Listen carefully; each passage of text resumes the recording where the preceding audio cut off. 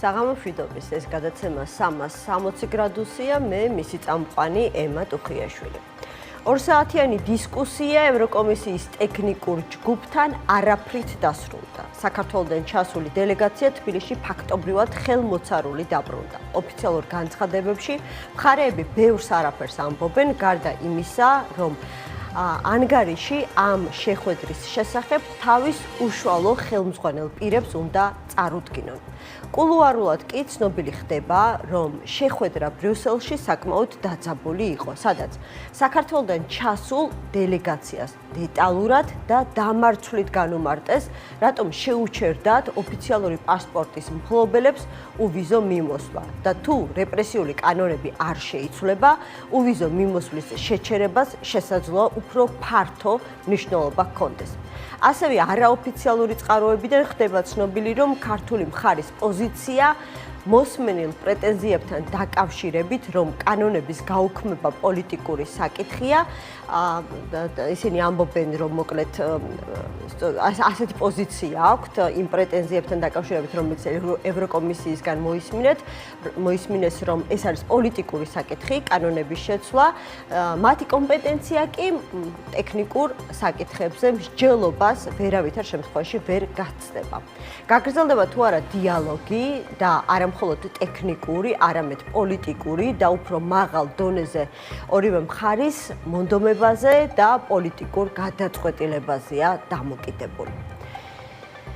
კიდევ ერთი თემა, რაზეც უნდა ვისაუბრობთ, ეს არის ნაციონალურ მოძრაობაში დაანონსებული ერთგვარი რევოლუციური ცვლილებები.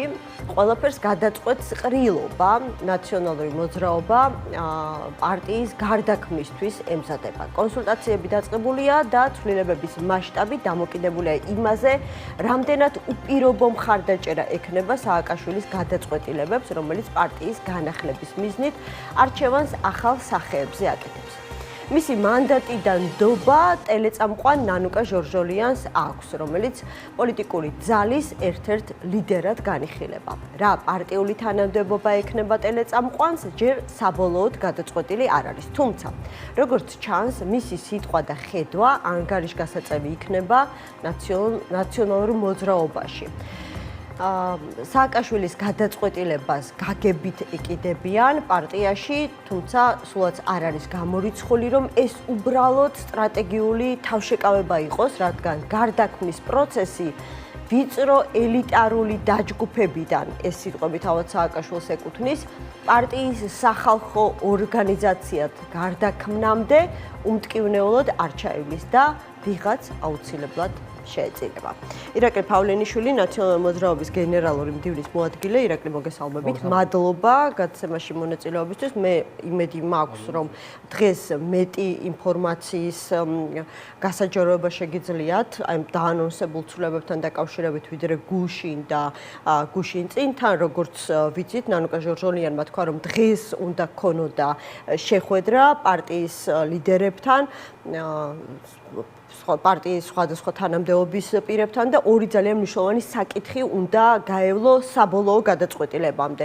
საინტერესოა შედგა თუ არა ეს შეხვედრა და შედგა თუ არა შეთანხმება აი ამ ორ, როგორც ჩანს, საჩოთირო საკითხთან დაკავშირებით. პირველ რიგში მინდა ვთქვა, რომ რა თქმა უნდა ბუნებრივია ეს ინტერესი, რაც ყოველ დღის მანძილზე ვიხილეთ, თუმცა ჯერჯერობით ყრილობა უახლოეს დღეებში არ ტარდება, ამიტომაც კიდევ ბევრი საკითხი არის კონსულტაციების, ასე ვთქვათ, საგანი, ამიტომაც ყრილობამდე იდეაში შეიძლება ბევრ ამის ნათელი არც მოეფინოს, იმიტომ რომ კონკრეტულ გადაწყვეტილებები იგივე თავმჯდომარესთან დაკავშირებით, მმართველ რგოლთან დაკავშირებით, სტრუქტურულ ცვლილებებთან დაკავშირებით მიიღება ყრილობაზე და ყრილობამდე უბრალოდ არ იქნება სწორი, რომ ჩვენ ვისაუბროთ არა იმას კი არა, უბრალოდ არ ვისაუბროთ ამ ცვლილებებზე, ან ჩვენ ხედვაზე, ან ჩვენ გეგმებზე, უბრალოდ და კონკრეტულად ვერავნერი თქვის, ზუსტად რა მოხდება და რა გადაწყვეტილებას მიიღებენ დელეგატები. ამიტომაც როცა მეკითხებიან ხოლმე ხა თქვენ არ გულისხმობთ ხა დღეს დილიდან ან ვინ იქნება თავმჯდომარე ამ შეკითხვასთან დაკავშირებით არ გაქვს პასუხებს დამლოდ ვერ გავცემთ, თუმცა რაღაც თუმცა შეგიძლიათ თქვათ, რომ იქნება თუ არა თავმჯდომარეობის კანდიდატი ისევ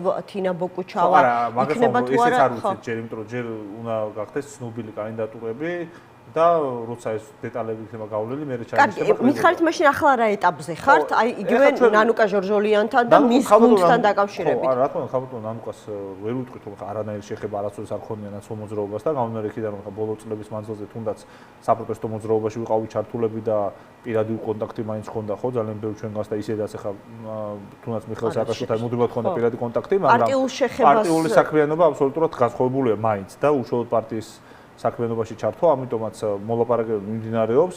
ხალხო ნანუკას აქვს საკუთარი ხედვა პარტიის გეგმებთან დაკავშირებით, პარტიაში მიმდინარე პროცესებთან დაკავშირებით და აინტერესებს რა თქმა უნდა თითოეულ ჩვენგანის ხედვა და ეს მოლაპარაკებები მიმდინარეობს. მოლაპარაკებები აქამდეც მიმდინარეობდა თუ დღეს იყო ასეთი ტიპის პირველი სამუშაო შეხვედრა, მას შემდეგ რაც მიხეილ სააკაშვილმა აი ამ ზუსტად პირისპირ შეხვედრა შედგა თუ არა, სიმართლე გითხრათ, მე ზუსტად არ ვიცი, მაგრამ მე ვიცი და მაქვს ინფორმაცია აბსოლუტურად და ასე ვთქვათ არ არის აუცილებელი პირისპირ შეხვედრა ადამიანის კონტაქტი ხალხთან არსებობს მოლაპარაკებები მიმდინარეობს პირისპირ შეხვედრა რამდენად მოხდა მართლა არ ვიცი იმიტომ რომ ამ დეტალებს შესახებ მე დილას არ შეგიძლია თქვით რა ვინა წარმოებს ამ მოლაპარაკებებს ყველა ჩვენგანთან აქვს კონტაქტი ხა ამას არ დავმალავ ყველა ჩვენგანთან აქვს კონტაქტი ამიტომ მინდა რომ პირისპირ რახან არ ხდება არ შეხვდება ან პრინციპულ საკითხებთან დაკავშირებით პირისპირ შეხვედრა აუცილებლად შედგება როგორც არ დააკონკრეტა პირისპირ შეხვედრა აუცილებლად შედგება რა თქმა უნდა ეს ახლა ბუნებრივი გახლავთ მაგრამ ამ ეტაპამდე ის თავმჯდომარესთან მასელთინა ბოკუჩავის რა თქმა უნდა ელოდებით გენერალურ მდივანთან აბსოლუტურად ყველასთან უნდა შედგეს შეხვედრა ყველასთან ვინც არის ეხლა არ ჩამოვთვლით უგნებავთ მაგრამ ეხლა ყველა ის ისედაც ხო ვინები არიან პოლიციის თავმჯდომარეებს ვერ შეხვდება ფიზიკურად იმიტომ რომ ციხეში იმყოფება ბატონი ლევან ხაბეიშვილი მაგრამ დანარჩენი ვინც არიან გენერალურ მდივანი იქნება ეს თუ პარტიის თავმჯდომარე იქნება თუ პოლიტიკური მდივანი თუ სხვა ესე თავმჯდომარე ყველას რა თქმა უნდა შეხვდება და ზოგადად სახებები ვინც არიან სომოძრაობის და ეს ხალხო ნანუკას აქვს გეგმაში რომ შეხვდეს ყველა ჩვენგანს და გაესაუბროს პირადად ამაზე მიდის საუბარი რამდენად შედგა დღეს უკვე პირადად შეხვდა არ ვიცი მაგრამ ის რომ მოლაპარაკებები მიმდინარეობს და 21 საუკუნე და არ არის აუცილებელი პირისპირ შეხვდა ადამიანს რომ უკვე დაწყებული იყოს თქვათ კონსულტაცია ხო? ამიტომაც კონსულტაციები დაწყებულია, პირისპირ შეხვედრებიც იქნება და საბოლოო ჯამში შეჯერდება პოზიცია, რას როგორ ხედავს ხალხო ნანუკა და როგორ თუნდაც უნდა მოხდეს ამ საკითხების დაყენება მომდენო ყრილობაზე. კონკრეტულად აი შეიძლება არ დასახელდეს რა ტიპის გადაუწყვეტელი საკითხებია, მაგრამ პირველ ეტაპზე შეჯერება რის გარშემო უნდა მოხდეს, რომ აი მაგალითად ნანუკა ჟორჟოლიანი სულ ცოტა პარტიის წევრი უნდა პარტიაში უნდა გაწევრიანდეს რა სტატუსით წარმოუდგენია თავის გარემოცვასთან ერთად. ხო, რა თქმა უნდა, ანუ მას ყავს თავისი გუნდი, ამ გუნდში ვის სურს რომ პოტენციურად განიხილოს საკუთარი თავი როგორც ნაციონალური მოძრაობის წევრად რომელს სურს რომ განიხილოს თავი თვითონ ხალხო ნანუკას როგორ წარმოუდგენია საკუთარი როლის შესახებ პარტიაში სად იქნება მისთვის ოპტიმალური ასე თქვა პოზიციაზე იქნება მისთვის ოპტიმალური თავისი იდეების განხორციელება. ეს მეგონი თქვა კიდეც მან თქვა რომ შიდა ასე ვთქვათ აქტივობებთან დაკავშირებით რეგიონებში გასვლა ამომრჩეველთან შეხვედრა ხალხთან მეტი კომუნიკაცია ანუ მეტი სახალხოობა არის მისი ძლიერი მხარე. ხო ეს ვიცით ისედაც რა თქმა უნდა და პარტიაში ხა როგორ უნდა ითარგმნოს ეს ყველაფერი კონკრეტულ სტატუსის კუთხით თუ კონკრეტული ასე ვთქვათ სტრუქტურული თვალსაზრისით თუ შინაარსობრივი კუთხით ამაზე იქნება საუბარი. ხო, სტატუსი ძალიან საინტერესოა, მან პირდაპირ თქვა, რომ მიხეილ სააკაშვილმა მას შესთავაზა პარტიის თავმჯდომარეობა, რაზეც ნანუკა ჟორჟოლიანმა უარი განაცხადა, თუმცა განიხილავს თუ ამის შესაძლებლობა არსებობს პარტიულ სტრუქტურაში ერთგვარ თანათავმჯდომარეობას. ამ საკითხზე რას ფიქრობთ და საქმის კურსში პირველ რიგში იყო თუ არა თავად თავმჯდომარე თინა ბოკუჩავა და თქვენ იცოდით თუ არა ამ ტიპის მოლაპარაკების შესახებ. როგორც ასეთი ესე პირდაპირ თავმჯდომარეობის შეთავაზება ვერ მოხერხდება, გამომდინარე იქიდან რომ ჩვენს პარტიაში დელეგატები რჩევენ თავმჯდომარეს და ეს უნდა მოხდეს ყრილობაზე, უბრალოდ ყრილობამდე ხდება ხოლმე ადამიანთან კონსულტაციები, ვის შეიძლება სურდეს საკუთარი კანდიდატის დაყენება და ვის არ სურდეს. ამ თემაზე შეიძლება ყოფილიყო საუბარი, რაც ბუნებრივია, იმიტომ რომ ნებისმიერ ასე ვთქვათ საჯარო პერსონას ფაქტობრივად ამ კითხვას უსვამენ და ზოგადად როცა კონსულტაციები მიმდინარეობს ხოლმე პარტიის შიგნით, ინტერესდებია ხოლმე ვის აქვს უშუალოდ სურვილი და ან ვის გონია რომ ვინ უნდა იყოს შემდგომი თუნდაც 2 წლის მანძილზე ან როგორც იქნება რომ 2 წელით ერჩევენ ხოლმე თავმჯდომარეს, ვინ იქნება უფრო ასე ვთქვათ რელევანტური, რომ დავნიშნოთ თავმჯდომარეს. მაგრამ როდესაც თავმჯდომარეობის კანდიდატს აქვს მიხეილ სააკაშვილის გამოცხადებული საჯარო ნდობა, მანდატი, როგორც ამბობს თვითონ და მხარდაჭერა, ხა ალბათ არ შემეკამათებით, რომ მას არჩევნებში გამარჯვების დიდი შანსიც აქვს. რა თქმა უნდა, თუმცა მიხეილ სააკაშვილს ნამდვილად არ უთქვამს საჯაროდ ის, რომ თუნდაც ამ ეტაპზე მას მიაჩნია რომ ხალხური ნანუკა უნდა იყოს ადამიანის თავმჯდომარე. ამ მოლაპარაკებას ორი მხარე ჰყავდა ხომ? წერილობითი მოლაპარაკება იყო. გასაგებია, რასაც ვამბობ. რომ არ ყოფილიყო მსგავსი ფაქტი დასჭირდებოდა ხომ ამის გახმაურება. აი უფრო ზუსტად აგიხსნით მაშინ. თავმჯდომარეს ირჩევენ დელეგატები. არავინ არ ირჩევს სხვა. ესე იყო ბოლო არჩევნების პერიოდში ერთ-ერთი შემთხვევა იყო ხალხური თინა ბოկუჩაუს შემთხვევა, დანარჩენი მანამდე უახსოვს ხო? თუნდაც ნიკამელია შემთხვევაში და მე ლევან ხაბეიშვილის შემთხვევაში არჩევა როგორ მოხდა? აირჩიეს პარტიის წევრებმა. იქ ეხლა ბევრს უნდა და სხვა კანდიდატი, ბევრს ის კანდიდატი უნდა და კიდევ სხვა კანდიდატებიც იყვნენ 10,000-ობით ხმა მიიღეს სხვა კანდიდატება, მაგრამ გამოჩნდა საერთოდ უადამდელი არჩევნები ჩაუნიშნეს, ხო? კი ბატონო, ხო, და დღემდე თulis რომ რევოლუციაში და რევოლუცია მოუწყოს და არავინ რევოლუცია არ იყო გადააყირავეს. ხაბეიშვილმა თქვა რომ ჯანმრთელობის მდგომარეობა არ მიწყობსო ხელს რომ ძალიან დიდი ბუდიშის მოხდით, მაგრამ ისეთი დემოკრატიული არჩევნებია, როგორც ჩატარდა ნიკამელესთან მიმართებაში, ეს ახლა უბრალოდ ფაქტის აბსოლუტური დამახინჯება გახლავთ, თქვენი მხრიდან არა, უბრალოდ იმ ადამიანის მხრიდან, ვინც ამას იძახიან, იმიტომ რომ თქვენ გასაგებია რომ კონსტატაციას ახდენთ ამის, იმიტომ რომ ასეთი დემოკრატიული არჩევნები არ ვიცი, 10,000-ობით ადამიანს არ მიიღება მოწოდება. პერიოდზე გკითხეთ თორემ იყო რევოლუციური რა იყო, რევოლუცია რა ისახება ადამიანს. არჩევნების ჩატარება, სადაც თავმჯდომარე საარჩევნო კომისიის იყო ის ადამიანი, რომელიც სხვათა შორის არ უჭერდა ხარს ლევან ხაბეიშვილს, ეს არის ან ისეთი კანდიდატი მათ შორის საარჩევნო პროცესის დანიშვნას ხელმძღვანელობდა ბატონი გია ბარანიძე, რომელიც არც ერთ კანდიდატს არ ემხრობოდა. ამას წინ უძღოდა ერთგვარი დაპირისპირება გუნდში, ახლა წავალთ ძალიან შორს, ხო? ნიკამელიას მიმართ. კი, მაგრამ რა შორშია? რაც გახდა შემდეგ უკვე ნიკამელიას წამოსვლის მიზეზი. თვითონ ფორმა, რითაც ჩატარდა ეს ყველაფერი იყო დემოკრატიული არჩევნები, სადაც 10,000-ობით ადამიანი მიიღო მონაწილეობა. პერიოდს. გარემოს წინასაარჩევნოს არა. აბსოლუტურად დემოკრატიული. აბსოლუტურად დემოკრატიული იყო ყველაფერი. კიდევ ერთხელ მეტი დემოკრატიული რა უნდა ყოფილიყო? აგებულ ვისაც გინდათ იმას კითხეთ, არ უცხო საკუთარ თანაგუნდელებს ვერ დააბრალებს არჩევნების გაყალბებას. მე დარწმუნებული რომ ბატონი ნიკა ამ ბრალდებას არ გააჟღერებს.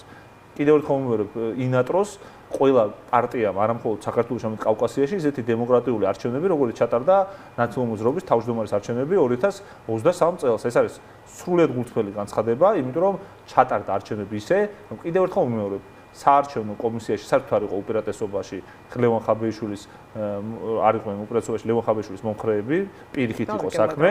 მანამდე არჩევნების და ასე ვთქვათ ჩატარების წესის ყოველთვის რა ქონდა მაშინ ხაბეიშვილს მელიას როგორ არა ძალიან მებრძოლი ასე ვთქვათ კადრია პარტიაში. ესე ღიად რომელი არა, ესე ღიად რომელი კანდიდატს ხონდა ხარდაჭერა ან ლევან ვარშავუმიძესთან ნიკამელიასთან მიმართებაში, ან თუნდაც ლევან ხაბეიშვილსთან ნიკამელიასთან მიმართებაში. ღიად ვიძახი დეკლარირებული ხარდაჭერა, როგორც ასეთი რასაც თქვენ აპელირებთ, რომ მე ხელსაკაშვილს ხონდა გაცხადებული. ნუ ეს განცდა ვარშალომიძის მხარდაჭერა, ვარშალომიძის ქონდა სააკაშვილის მხარდაჭერა. მოკლედ არ მინდა ეს ახლა განცდები ძალიან პირადი ამბავი არის ხო? მე თქვენ ამბობთ დეკლარირებას. მნიშვნელოვანი ასე ვთქვათ. ანუ არ უშველა მიხეილ სააკაშვილის მხარდაჭერა, ესე გამოდის თქვენი მშელობიდან ერთ-ერთ კანდიდატს. არ უშვა იმ პერიოდში არ უშველა. ეხლაც არ ვიცით ნანუკა ჟორჟოლიანს უშველის თუ არა მიხეილ სააკაშვილის მხარდაჭერა თუ მაგალითად თვითონ ნაციონალურ მოძრაობის ლიდერშიპისთვის და თქვენ არ მედავებით დარწმუნებული ვარ ამაში, მართლა დელეგატები ირჩევენ საბოლოო ჯამში, ეს დამტკიცებულა ჩვენი პარტიის უახლოეს ისტორიაში. ერთი კონკრეტული შემთხვევა იყო, რომელიც უფრო წინასაარჩევნოდ ფორს-მაჟორული სიტუაციიდან იყო გამომდინარე, სხვა შემთხვევებში იყო იგივე შემთხვევა იქნება ამ ეხაც რომ იქნება ხალხის ჩართულობით არჩევანი გაკეთებული და არა დანიშნვით, ამას ღიად ვაცხადებთ და როდესაც ეს დელეგატები არჩევენ კონკრეტულ კანდიდატს ანუ რას ამბობ თუ მაგალითად ნანუკა ჟორჟოლიანი იქნება ერთ-ერთი კანდიდატი თავმჯდომარეობის არ გამორიცხავთ რომ იქნება ერთ-ერთი კანდიდატი არავის არ გაი ვინც არ უნდა დაასახელოთ სახელი და გვარი არც არ გამორიცხავ იმიტომ რომ ჯერ არ არის სხვას არ დავასახელებ შეიძლება დავასახელო მოქმედი თავმჯდომარეს ბატონო მოქმედიც თინა ბოկუჩაუს აქვს ძალიან სხვას რატომ დავასახელებ ძალიან კარგად მუშაობს ხალხო თინა ეხაც ძალიან მნიშვნელოვანი საქმიანობით არის დაკავებული ბრიტანეთში იყო ძალიან კარგი შეხვედრები ჰქონდა და ხალბატონ თინასაც აქვს ძალიან ფასდაუდებელი შრომა გაწეული ბევრი მიმართულებით ბოლო წლების მანძილზე და რა თქმა უნდა არ გამორიცხავ იმასაც რომ ხალბატონ თინას კანდიდატურაც ვიხილოთ. თქვენ ხომ გაქვთ ხმის უფლება ხომ ამ არჩევნებში ერთი ხმა გაქვთ. აი თინა ბოკუჩავა უფრო კარგი თავმჯდომარეა თქვენთვის თუ ნანუკა ჟორჟოლიანი უკეთესი? ესეთ კითხვებზე ნამდვილად არა რატომ? აი ხო შეგვიძლია ვისაუბროთ. არა, ეხლა ნამდვილად ვერ გიპასუხებთ ესეთ კითხვებზე, იმიტომ რომ არ იქნება კოლეგიალური ხარო დავიწყო განხილვა ჰიპოთეტიური იმ ადამიანების, აი ეს უფრო უკეთეს იქნება. ნამდვილად ერთ შემთხვევაში მოქმედ თავმჯდომარეზე საუბრობთ. თინა ბუკუჩავაზე, რომელზეც შეგიძლიათ შეიძლება პირდაპირ გეტყვით, ეხლა არ არის სერიოზული ხარჯება აბსოლუტურად ჰიპოთეტიურ საკითხებზე, იმიტომ რომ საერთოდ არ ვიცით ჯერ ვინ იქნებიან კანდიდატები. ხო, მაგრამ თქვენ თქვით რომ არ გამორიცხავთ რომ ნანუკა ჟორჟოლიანი იყოს ერთ-ერთი კანდიდატი თავმჯდომარეობის და არც მიხეილ სააკაშვილის მხარდაჭერა არ ნიშნავს უპირობოდ გამარჯვებას. არა, მიხეილ სააკაშვილის მხარდაჭერა ძალიან მნიშვნელოვანი ფაქტორი არის ყველასთვის, რა თქმა უნდა. ნებისმიერ ეტაპზე პარტიული საქმიანობის, თუმცა მიხეილ სააკაშვილი ერიდება ხოლმე ღიად, მათ შორის ჩემი დაკვირვებით, მხარდაჭერას კანდიდატების ურჩევნია ხოლმე, რომ ხალხმა აირჩიოს ხოლმე მისი თავმჯდომარე, მისი პარტიის აი ეს პოზიცია აქვს ჩემი დაკვირვებით ბატონ მიხეილ სააკაშვილს. ამას ვერ ვიტყვით მისი ბოლო, ასე ვთქვათ, საჯარო პოსტის მიხედვით, იმიტომ რომ ხალხს არის ფორს-მაჟორი სიტუაცია იყო მეთქი, მაგითაც გამონაკლისის შეწესება. განცდა რომ ფაქტობრივად პარტია ჩააბარა მიხეილ სააკაშვილმა ნანუკა ჟორჟოლიანს. არა, ესე არ მომხდარა, რა თქმა უნდა და ამას მომავალში იხილავს საზოგადოება, რომ აბსოლუტურად გამჭვირვალე იქნება ეს პროცესი, უბრალოდ ნანუკა ჟორჟოლიანს თხოვა რომ ამ მოლაპარაკებების პროცესში რა ხან იმყოფება ქალბატონი ნანუკა გამოთხვა საჯაროდ იმის სურვილი რომ ნანუკა ჟორჟოლიანი თავის გუნდსერვით ერთად შეუერთეს ნაცნობ მოძრაობას და მონაწილეობა მიიღოს ცვლილებებში. ეს ცვლილებები ვიწრო ელიტური ჯგუფიდან სახალხო პარტიად უნდა გარდაიქმნასო, ანუ ჩემთვის ეს ბევრად უფრო მნიშვნელოვან და რადიკალურ ცვლილებებს ნიშნავს. ჯერ იღებთ თუ არა ასეთ შეფასებას, რომ რაღაცა ვიწრო ელიტური ჯგუფი ჩამოყალიბდა ნაციონალურ მოძრაობაში და რას ნიშნავს ეს? ხო, ისეთ რა თავთავარი არის, როცა ჩვენ საუბრობთ რევოლუციურ ცვლილებებზე, ამაზე საუბარი მიმდინარეობდა ნანუკა ჟორჟოლიანის ამ პროცესში ჩართვამდე პირდაპირ შემიძლია გითხრათ. კონკრეტულ ადამიანებს იგივე ბატონ გიაბარამიძესაც არამხოლოდ ახალი თაობის წარმომადგენლებს ამიტომაც მინდა თქვა, იგივე არ მიყვარს ზოგადად ეს დაყოფა ძველი და ახალი თაობა, იმიტომ რომ ყველა არის ამ პარტიაში ყველას თავისი პლუსი აქვს. ხო, მით უმეტეს ახლა გამოსულ კადრებს ის პლუსი აქვს, რომ მართლა ფასდაუდებელი გამოცდილება და ცოდნა შეიძლება მივიღოთ მათგან და არ ვიცი, არც ერთი არ არის ისეთ ასაკში, რომ უწოდოთ ახლა ასე ვთქვათ, ძალიან ძველი თაობის წარმომადგენლებს შვენიერ პოლიტიკურ ფორმაში და ასაკში იმყოფებიან და ამიტომაც ახლა თაობების შორის გაყოფა არ მიყვარს, მაგრამ ახლა თუ დავიწყებთ ამ ხრივად საუბარს, აი ყველა თაობის წარმომადგენელს ამ პარტიაში აქვს საკუთარი ხედვა და საკუთარ რევოლუციური ხედვები, როგორ უნდა მოხდეს გარდაქმნა სტრუქტურის, როგორ უნდა მოხდეს გარდაქმნა შინაარსი. მიმდინარეობდა, სანამ მიხეილ სააკაშვილი ბატონმა მიხეილ სააკაშვილმა ყველაზე კარგად იცოდა ამ ყველაფრის შესახებ, მათ შორის და ამიტომაც ამბობს, რომ ამ რევოლუციური ცვლილებების ერთ-ერთ ასე ვთქვათ ავტორად მიაჩნია პოტენციურად ხალბატონი ნანუკა ჟორჟოლიანი, არა ერთადერთ, არამედ ერთ-ერთ ავტორად. ხო, თქვენ როგორ ხედავთ ანუ რევოლუციურ ცვლილებებს ნაციონალურ მოძრაობაში და რევოლუციურ ცვლილებები იმ ასე ვთქვათ შეხედულებებს და სტრატეგიას და ხედვას, რომელიც ტელეწამყვანს აქვს? ჯერ მართლა ბოლომდე ვერ გეტყვით, იმიტომ რომ კონსულტაცია მიმდინარეობს, არ იქნება სწორი უთხარო, ეხლა ვითანხმები, არ ვითანხმები, მაგრამ და არ შევხედულო პირადად ჯერ მარტო ყველაფერს თავი დავანებოთ. ხალბატონ ნანუკას და უბრალოდ არ იქნება სწორი უთხარო, აი ყველაფერი ამაში არ ვიცი ზუსტად, ხო, კონკრეტულად მის ხედვა, ამიტომ ახლა მოგატყუებთ პირდაპირ ეთერში, რომ გითხრათ, რომ აი რა ამაში ვითანხმები, ამაში არ ვითანხმებით, ხო. პირველ რიგში გულისხმობ სტრუქტურულ ცვლილებებს, იმიტომ რომ ძალიან ბევრი რამე შეიცვალა, ობიექტური პოლიტიკური განმეორებები შეიცვალა, იგივე თუნდაც როდესაც 2024 წელს ვსაუბრობთ, ჩვენ ვიცით, რამდენი საკანონმდებლო ცვლილება მოყვა ამ ყველაფერს, როგორი რეპრესირებული აღმოჩნდა ნებისმიერ არამხოლოდ ნაცნობმოძრაობისგან ყოველთვის ტარდებოდა რეპრესიები, როგორ დარჩა სახელმწიფო ბიუჯეტის გარეშე და ბევრი საკითხია, რაც სტრუქტურულ გადაწყობას და გარდაქმნას საჭიროებს, იმიტომ რომ ხა ძალიან მარტივია, ხო, როგორც ადამიანი ეჩვევა გარემო პირობებს და გარემო პირობების ცვლილების შემდგომ იცვლის საკუთარ მიდგომებს, ასე უნდა იყოს ნებისმიერი პარტია, როგორც ცოცხალი ორგანიზმი. ჩვენ ცხოვრობთ აბსოლუტურად განსხვავებულ საქართველოში სამწუხაროდ, განსხვავებული, ასე ვთქვათ, რეპრესიების ტალღა არის და მოგვიწევს გადაწყობა ბევრ საკითხში, სტრუქტურული კუთხით, შინაარსობრივი კუთხით და ეს თავისთავად იქნება რევოლუციური ხასიათის ცვლილება. ანუ ეთანხმებით, იზიარებენ თქვენს გუნდში სააკაშვილის ამ მოსაზრებას, რომ ეხლა ვიწრო ელიტური ჯგუფი ჩამოყალიბდა. ვიწრო ელიტური ჯგუფი ჩამოყალიბდა პარტიაში და უნდა გარდაიქმნას რაღაცა სახალხო პარტია. ვიწრო ელიტური ჯგუფად იცით რა, მიხეილ სააკაშვილს მანამდეც დაუწერია სტატუსები, სადაც ძალიან დადებით კონტექსტში მოიხსენიებს საკუთარ თანამებრძოლებს და ის ძალიან აფასებს იმ ხალხს, რომელიც მიუხედავად ამდენი რეპრესიისა და ამდენი თავდასხმისა არ წყდება და ბოლომდე ერთგულობს იდეას, ხო? ეს ასე არ გახავთ, უბრალოდ არსებობდა გარკვეული სიმპტომები, ალბათ, მიხეილ სააკაშვილისთვის, რაც უფრო მეტი სახალხოებისკენ, უფრო მეტი სახალხოების სურვილს უღუვებდა. ამაზე არის საუბარი, უბრალოდ ამის ხაზგასმა სურდა მას. თორემ ამერწმუნეთ მიხეილ სააკაშვილს ნამდვილად არ აქვს დაბალი წარმოდგენა არც ერთ ეხლა დღევანდელ ლიდერზე ნაციონალურ მოძრაობის და მათ შორის ეს არაერთხელ დაუმტკიცებია საკუთარი პირდაპირ განცხადებებით, მათ შორის უკანასკნელი თვეების მანძილზე.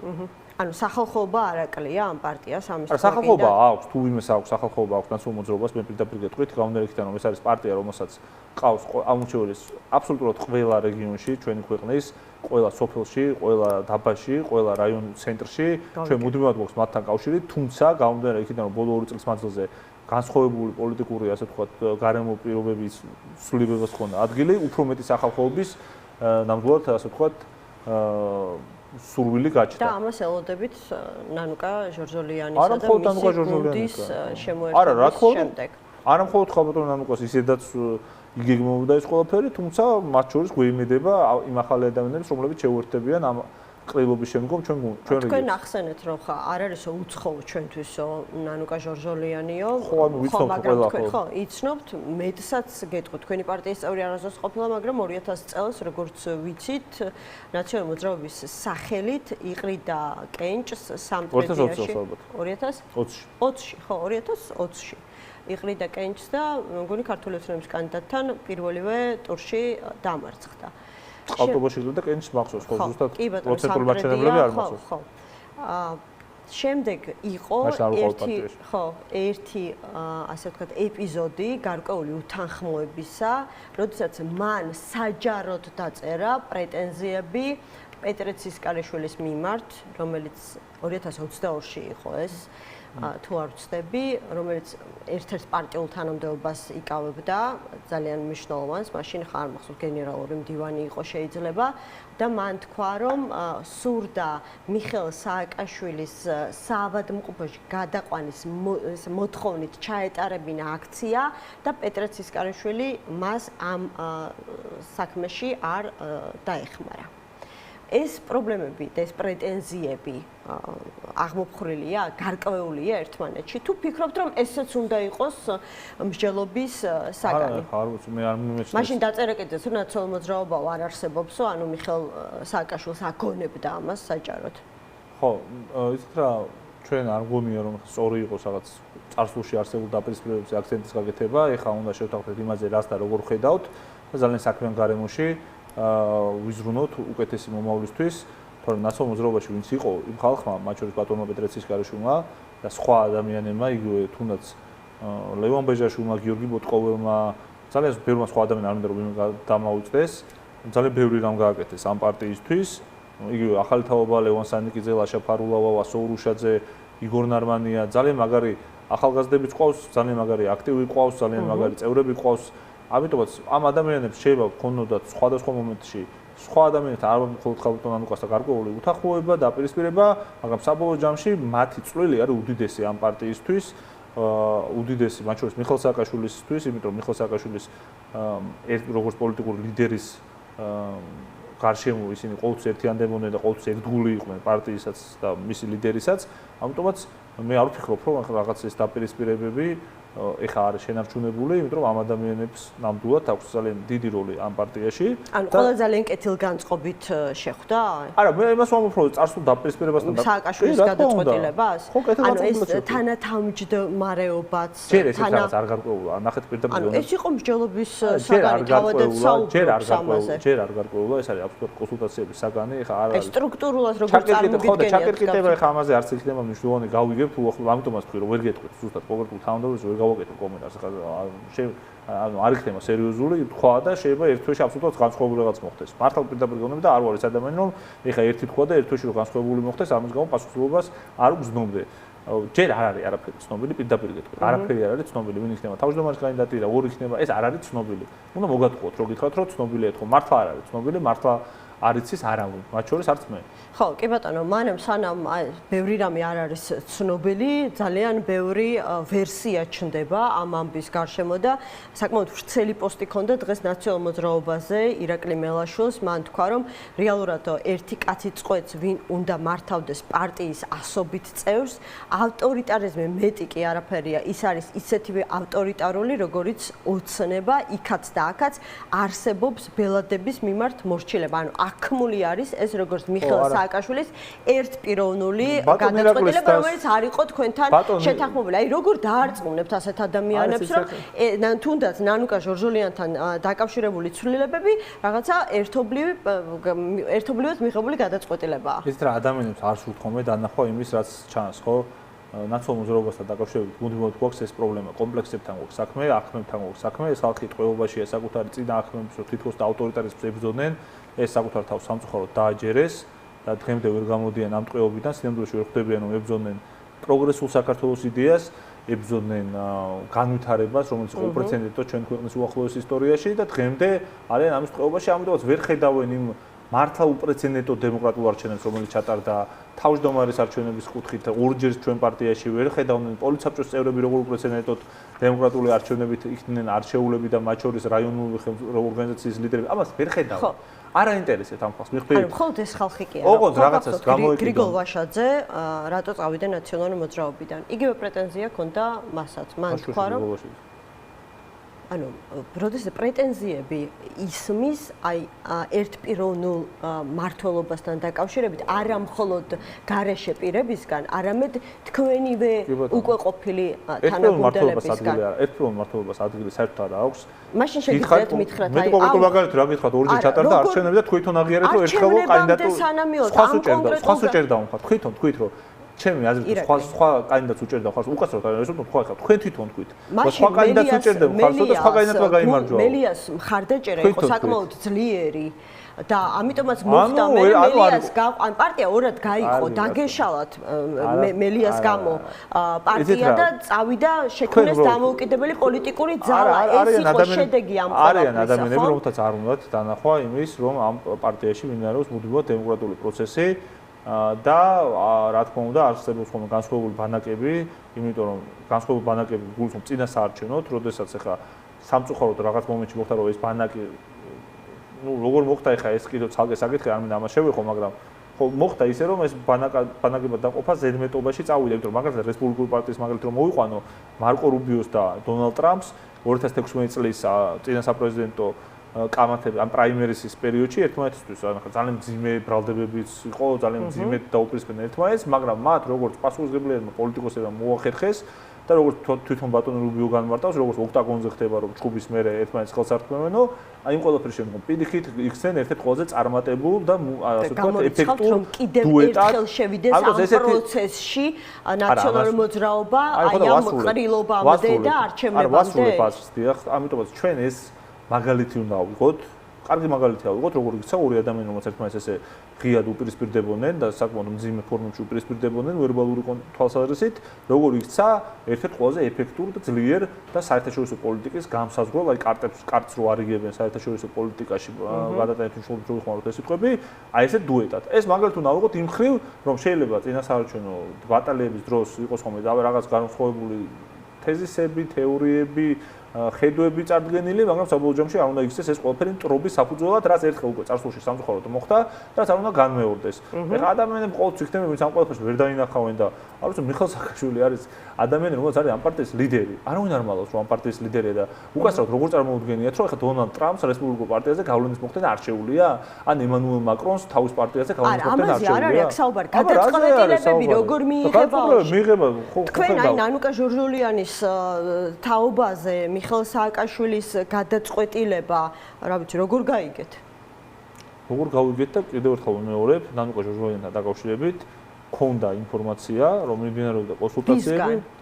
ვისგან რას ნიშნავს ახლა? ვისგან ქონდათ ეს ინფორმაცია? ძალიან ისეთ დეტალებს მეკითხებით, ეს უბრალოდ არასწორი გახავთ ჩემი მხრიდან. ორი მხარე იყო აქ. ერთი არის მიხეილ სააკაშვილი, რომელიც საპატიმროშია და მეორე არის ნანუკა ჟორჟოლიანი, ანუ ან ერთისგან უნდა გაგეგოთ, ან მეორისგან უნდა გაგეგოთ. ვისგან გაიგეთ, რომ ეს მოლაპარაკებები მიმდინარეობდა? ამას ძალიან დიდი მნიშვნელობა აქვს. არა, გასაგებია თქვენ რასაც მეუბნებით, უბრალოდ ახლა მე არ ვაპირებ ტექნიკურად იმ დეტალების გამომზრდობას, ვისგან რა როდესაც გავიგეს, არ არის საინტერესო ხალხისთვის, უბრალოდ საფუძვლში ვიყავით მეთქი. ეხლა არ გახსოვთ სერიოზულად რომ დაიწყო ჭორაობა პირდაპირ არასდროს არ ვაპირებ და არც მომავალში დავაპირებ ჭორაობას, ხო? გეუბნებით ფაქტს, რომ კონსულტაციების შესახებ ვიყავით ინფორმირებული. ხა იმან მითხრა და მომწერა და დამემესეჯა, ხა ამას ესე დონეზე მე ნამდვილად არ ვისაუბრებ პირდაპირ გეტყვით. არა, მე არ მithkoms ახლა ტექნიკური დეტალების შესახებ რა ფორმით მიიღეთ ინფორმაცია, ეს არ მიკითხავთ, ვისგან გაიგეთ თქო. თქვენი პარტიის ლიდერისგან გაიგეთ თუ იმ ადამიანისგან, ვინც ეს შეთავაზება მიიღო. არ მგონია ახლა ამ პარტიის ლიდერისგან ვიცოდით თუ იყოს რაღაცა პარტიის ლიდერისგან ვიცოდით, არ თუ ამას მეკითხებით, ხო პარტიის ლიდერისგან ვიცოდით ამას რომ ამას აპირებდა. რომ ეს ბოლო პარაგრაფი იყო დაწყებული, კონსულტაციები იყო დაწყებული. კარგი, თქვენ რას აპირებთ ალიანსში ყოფნა არ ყოფნასთან დაკავშირებით? ხა ვიცით რომ ალიანსში რჩებით, მაგრამ ეს თქვენი დარჩენა რაღაცა ძალიან ფორმალობას გავს, იმიტომ რომ ალიანსის წევრების მხრიდან დღენიადაგ პრეტენზიები ისმის, რომ არ დადიხართ, არ მუშაობთ და საერთოდაც არჩევნებთან შემუშავებული 6 მოთხოვნის შემდეგ არანაირ სამუშაო პროცესში მონაწილეობა არ მიგიღია. ეს არის ტყუილი. ფლაიერების დარიგებაც კიო 26 მაისისთვის ეს არ არისო რაღაცა საორგანიზაციო საკითხებში მონაწილეობაო და ანუ როგორ ხედავთ ალიანსში თქვენს მომავალს ასეთი ურთიერთდაპირისპირების ფონზე? უფრო ღრმად არ შევალ რა ბრალდებები ისმის მიხეილ სააკაშვილისგან ალიანსის წევრების მიმართ და ალიანსის წევრების მივეჩვეთ რომ ეს ხალხი არის მე ურჩევდი მათ რომ ორიენტირდნენ საქმეზე თავი დაანებონ პიროვნულ თავდასხმებს ნაციონალურ მოძრაობაზე და მათ შორის ჩვენს ლიდერებზე არ მგონია რომ სერიოზული და საქმიანი იყოს მათი მხრიდან მათ შორის ჩვენ მივეჩვეთ რომ არა მხოლოდ არასწორი ინტერპრეტაციას აქვს ხოლმე ადგილი ფაქტების აი საერთოდ ეს ხალხი ისეთ ტყუილებს იძახის რაც უბრალოდ ძალიან მარტივად გადამოწმებადი არის ნებისმიერი ახლა სოციალური ქსელის მეშვეობით თუ ტელევიზიების მეშვეობით ხო მაგალითად როცა ამბობენ რომ 26-მდე არაფერს არ აკეთებდნენ აუცი ძალიან ბევრ შეხვედრას დავესწარით მათ შორის მეც ვიყავი ორ შეხვედრაზე მაგალითად წინა დღეს და იმის წინა დღესაც 26 მაისამდე ბატონი გია ბარამიძეს ლევან ბეჟაშვილის ხვებიც დაესწნენ იყო საერთო შეხვედრა ჩვენს მომხრეებთან ალიანსის ასე ვთქვათ პროტესტის ხალხაჭერებთან რომელზეც ასე ვიმყოფებოდით კონკრეტულ ღონისძიება ჩატარდა რაც ყველა მიმართულებით ეს საჯაროდ იყო ფაქტი რომ იტყუებიან მარტივად რომ თქვა და იტყუებიან რა თქმა უნდა ვერ ვლაპარაკი რა თქმა უნდა იტყუებიან ნუ ძალიან მარტივია ხო ეს ყველაფერი საჯაროდ არის გადამოწმებადი არ ვიცი მათ უნდა გითხო მე როგორ დაგიკითხო თქვენ არ ეკითხებით როცა გაბრალებენ ხო არ გეტყვის რა იტყუებიან რაც არ გაგიკეთებია არა ჯერ ესეთი კიდევ ერთი საოცარი ტყუილს მოვისმინეთ ამასაც ვერ მივხვდი რა საჭირო ესეთი ტყუილები არ ამგონია რომ ესეთი ინფორმაციულ ვაკუუმში იყვნენ რომ არ ცოდნოდათ რომ 20 ივნისის აქცია დაანონსებული არის ერთი ხალხი ერთი საქართველოსთვის ამ ინიციატივის მიერ ხო არ ვიცი ხა ტელევიზორსაც უყურებს ეს ხალხი მათი პარტიის წევრებიც მე ვიყავი მარშზე მაგრამ მე ხო მათი პარტიის წარმომადგენლებიც იყვნენ იმ მარშზე და ხო დაინახავდნენ რომ ამ ხალხმა დაანონსა ეს აქცია მე ამ აქციას შევუერთდით ჩვენ იმიტომ რომ მიგვაჩნია რომ დიახ ცხებიც უნდა შევუერთდნენ აბსოლუტურად ყველა უნდა შევუერთდეს და რაში არის რომ მიხეილ სააკაშვილმა დაინიცირა ეს აქციაო კი ესე თქვეს რომ მიხეილ სააკაშვილიც დაანონსებულია უშუალოდ და რო უთხრა წამყვანმა მათ შორის რომ არაო მიხეილ სააკაშვილმა დაინიცირაო და ეს რას ნიშნავს ანუ წირაპირობა ერთგვარი რომ ისინი ამ აქციაში მონაწილეობას არ მიიღებენ არა მაგის თქმა რომ არასწორად არის ხომ საკითხები და ეს ტყუილის რა შეჭirdებოდა თქვენ მე დაიწყე საუბარი რომ აი ნახოთ ვინ ანუ რა უნდა შევეჯიბროთ ანუ ვინმეს გონია რომ 20 ივნისს უნდა შევეჯიბროთ სხვა ადამიანებს საქმეს არ აკეთებენო ყველას მოუწოდება 20 ივნისს მოვიდნენ იმიტომ რომ ძალიან მაგარმა ხალხმა დაანონსა ეს აქცია მე ეხლა ჩვენ გვერდჩიან გასაგებია იმ ხალხს რას ერჩიან ვეღარ გავიგე იმიტომ რომ აბსოლუტურად არაპარტიული ხალხი ანუ ზეპარტიულ საქმეს აკეთებენ მარშებს აორგანიზებენ ყოველ შაბათს აქტიურად არიან ჩართულები აქციებს აანონსებენ ფაქტობრივად აორგანიზებენ ყოველ მეორე დღეს ამ ხალხს დგას პროტესტი და არ ვიცი ხა ჩვენ თუ ჯიბში გვიდგან იმ ხალხმა რა დაუშავა მართლა ვერ მივხვდი უნდა შევუერთდნენ და უნდა მიიღონ მონაწილეობა ამ აქციაში დარწმუნებული მათ მოხრეები მიიღებენ მიზეზი რა არის ანუ რატომ მე რატომ გეკითხებით ახლა უნდა გითხოთ სხვა თქვენ არ დაგაინტერესებთ თქვენ ხართ ამ შემთხვევაში ადრესატი აი ამ როგორც ამბობთ ცრუ ბრალდებები როგორც ვამბობ გადამოწმებადია ყველაფერი შეუძლია ხა რაც თქვი ყველამ შეუძლია ნახოს გადახედოს არქივს მაგალითად სატელევიზიოს და სოციალურ ქსელსაც და ნახოს რომ ეს არის აბსოლუტურად ტყუილები და არსებობს საჯაროდ არსებობს მტკიცებულებები ამ ყველაფრის შესახებ. ხო და ამას გეკითხებით, ანუ თუ ცრუობენ თქვენი მისამართი. პოლიტიკურ მიზეზს გეტყვით. არაფერს არ პოლიტიკურ მიზეზს გეტყვით თუ ვინაც არის. პოლიტიკურ მიზეზი არის ის, რომ ამ ხალხს აქვს სამიზნედ ამოღებული ნაციონალური მოძრაობა, გონიათ რომ თუ ნაციონალურ მოძრაობას დაარტყამენ, ამით თავარი ოპონენტები გახდებიან ივანიშვილის და თუ ჩაძირავენ ნაციონალურ მოძრაობას, მე თვითონ გახდებიან თავარი ოპონენტი. ეს არის აბსოლუტურად მცდარი ლოგიკა, არაადეკვატური ლოგიკა და სამწუხაროდ ვერ ეშვებიან ამას და პიროვნულ თავდასხმებს აგრძელებენ. ხო და ბოლოს გეკითხებით, იქნებ მიპასუხოთ, აი რა ფორმით წარმოგიდგენიათ ამ ყველაფრის ფონზე ალიანსში ყოფნა? თუ შეჩერდება ჩვენზე ესეთი არაადეკვატური თავდასხმები და ტყუილები, მაშინ წარმოვიდგენთ, რომ საქმიანი გარემო შეიქმნება, როცა საქმიანი გარემო იყო, ჩვენ ვესწრებოდით შეხვედრებსაც და როცა საქმიანი გარემო იყო, ჩვენ ვიყავით ჩართული აბსოლუტურად ყველაფერში. თუ არ შეჩერდება, არ იქნება საქმიანი გარემო, ხა სადაც რომ მიდიხარ და როგა აბსოლუტურად ჩვენი ყოფნა არ ყოფნის საკითხი როგორ იქნება თქო? თუ არ შეჩერდება. ჩვენ არ მივიდივართ ამ ალიანსიდან, ველოდებით ამ ჩვენს ზემოხსენებულ კოლეგებს, რომ დამშვიდნენ, დაწყმარდნენ და გადავიდნენ საქმის კეთებას. ან თქვენინებით არ წახვალთ, მაგრამ თუ გაგრიცხავენ, ეს თქვენთვის დამატებითი საბაბი იქნება თქვენი კოლეგების გასაკრიტიკებლად? არა, რატო? ანუ გასაკრიტიკებლად ისეც ვაკრიტიკებ, რა თქმა უნდა, ხა როცა საქმეა, როცა პიროვნულ თავდასხმებს აქვს ადგილი და საქმეზე კეთების მაგალითად ჩვენ თავდასხმაზე არიან ორიენტირებულები, მაგ დროს რა თქმა უნდა ამას გავაგრძელებ ახლა კრიტიკას და მაგრამ ორივე მხარე რომ ზიანდება აი ამ ამას უნდა გაჩერდნენ, აღარ უნდა დაგვეცან საქმიან გარემოში. ამას უნდა გაჩერდნენ, შეწყვიტონ პიროვნული თავდასხმები და შეიქმნან ისევ საქმიანი გარემო. მადლობა გადაცემაში მონაწილეობისთვის. ირაკლი პავლენიშვილი, ნაციონალური მოძრაობის გენერალური მდივნის მოადგილე იყო ჩვენი გადაცემის სტუმარი. ევროკომისიის პრეს-სპიკერი აკეთებს ძალიან მცირე განცხადებას ბრიუსელში გამართულ ტექნიკურ შეხვედრასთან დაკავშირებით. საქართველოს დელეგაციასთან შეხვედრა ფოკუსირებული იყო ვიზების შეჩერების მექანიზმის ამოქმედების გამომწვევ საკითხებზე. დისკუსია ფაქტებზე დაფუძნებულ ატმოსფეროში წარიმართა, ხელისუფლებას წარედგინება ანგარიშიო.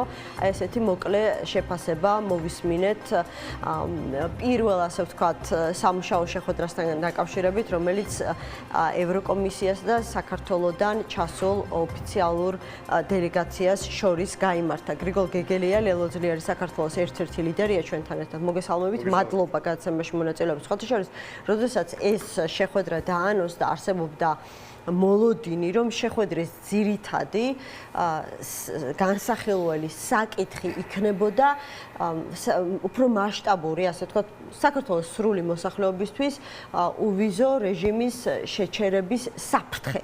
თუმცა, როგორც ვნახეთ, ძირითადი აქცენტი მხარეების მხრიდან იყო გაკეთებული ოფიციალური პირებისთვის შეჩერებულ ვიზო მიმოსვლაზე. ანუ ეს გვაძლევს რაიმეს პროგნოზირების შესაძლებლობას, რომ შესაძლებელია ამ ტიპის შეხვედრები სწორედ ამ ვიწრო თემის გარშემო გაგრძელდეს, თუ ერთხელაც ეს აუცილებლად გადაიზრდება უფრო მასშტაბურ საკითხში. მოგესალმებით, მისწორებთ ჩვენს მაყურებელს. ჩვენ ვიცით უკვე სამწუხაროდ ევროკომისიის მათ მიერ ოფიციალურად თქმული, რომ რისკი იმისა, რომ დავკარგოთ ვიზო რეჟიმი არის რეალური. ჩვენ ამავე დროს ვიცით, რომ განიხილებოდა ისეთი ტიპის საკითხები, აი ეს გარემო პირობები, რაც განიშნება ხოლმე მათ შორის, ზუსტად მაშინ, როდესაც განიშნება უვიზო რეჟიმის შეუნარჩუნდეს თუ არა მხარეს.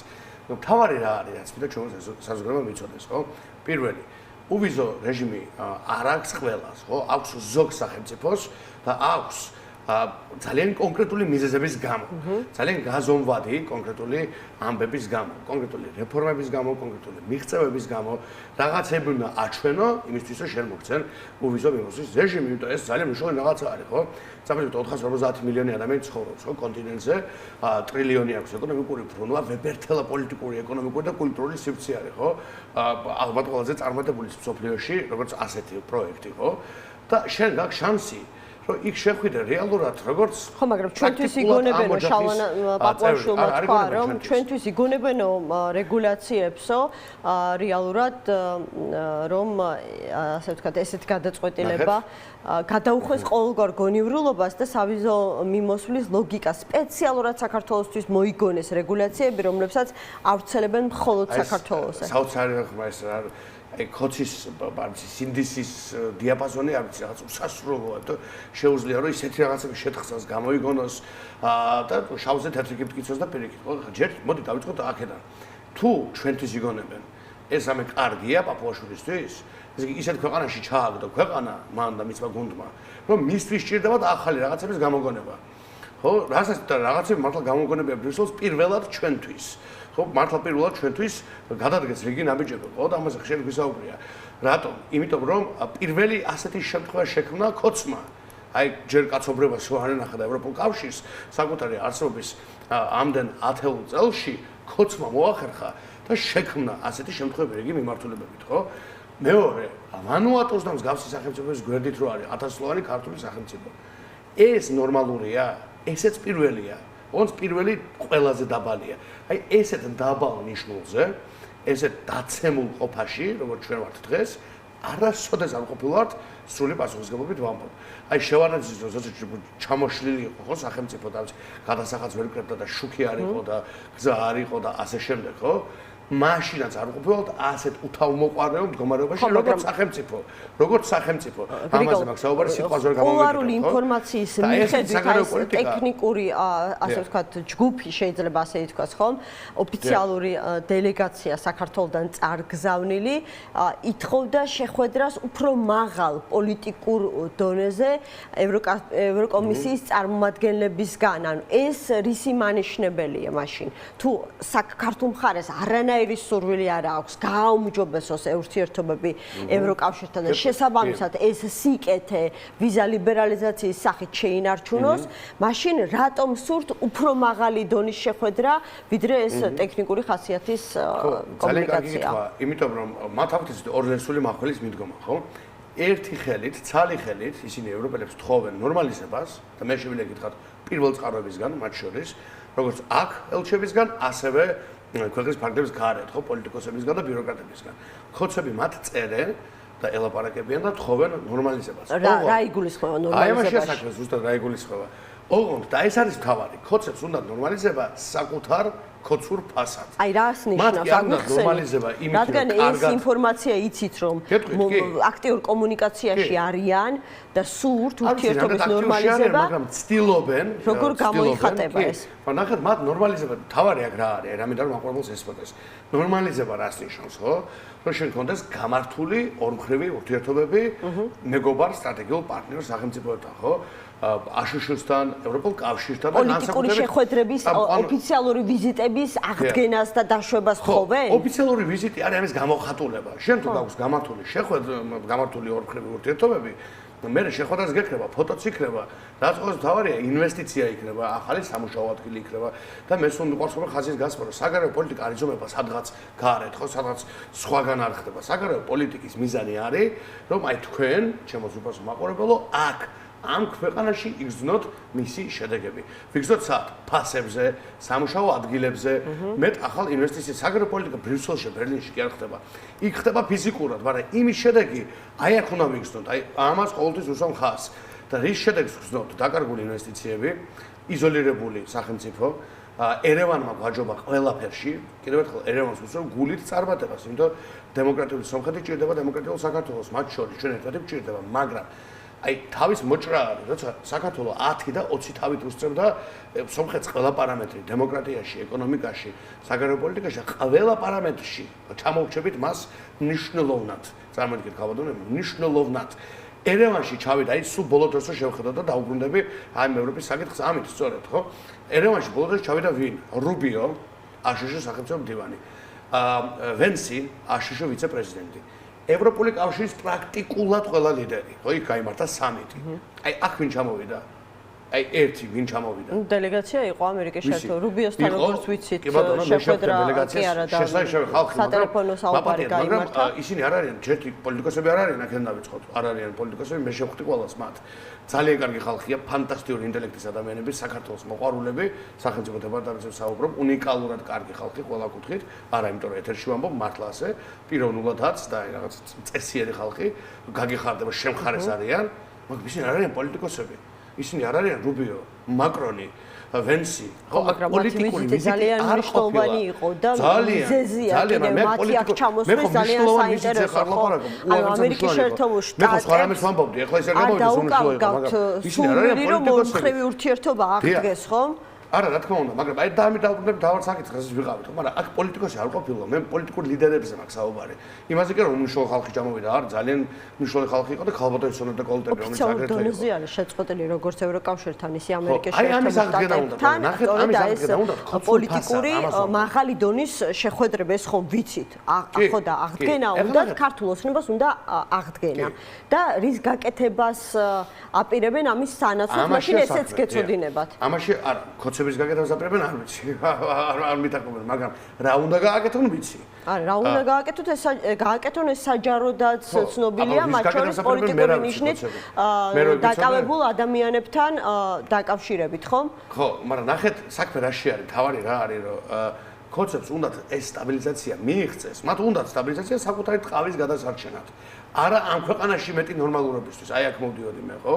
არა იმისთვის, რომ მეტი ინვესტიცია იყოს, მეტი ლიდერი ჩამოვიდეს, აი ლაფირო დაგვესხა თავს და ყველამ რო გვაჯობა ირგვლივ, ხო? ბაქომაც, ერევანმაც, კიშინოვმაც, ყველამ გვაჯობა ირგვლივ, ხო? ანუ იმისთვის კი არ უნდა საგარეო სტაბილიზაცია, რომ საქართველოს ამაღად წავიდეს წინ.